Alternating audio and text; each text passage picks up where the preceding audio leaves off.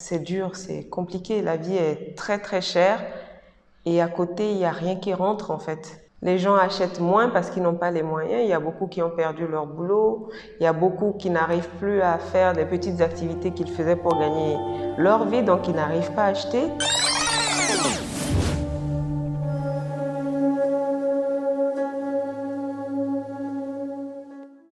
On a l'impression d'attendre quelque chose, mais de ne pas savoir ce qu'on attend. Ça me fait peur parce que moi je pars mais je laisse toute ma famille ici.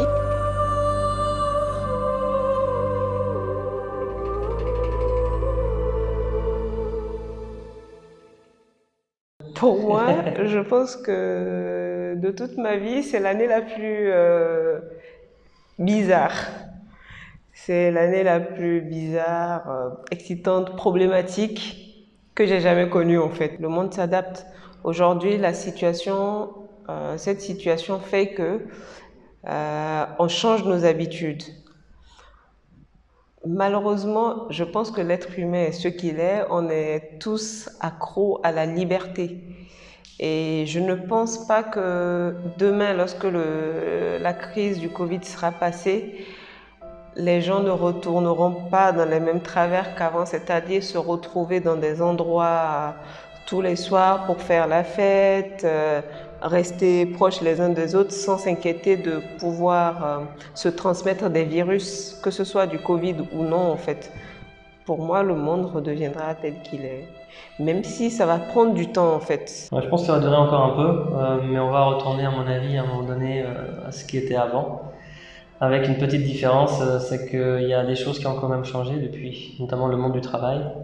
Il y a tout ce qui est télétravail, je pense vraiment que pour certains aspects, les choses vont se diriger plus vers ça. L'impact aussi est beaucoup plus important en Europe sur la vie des personnes, c'est sûr, avec les restrictions.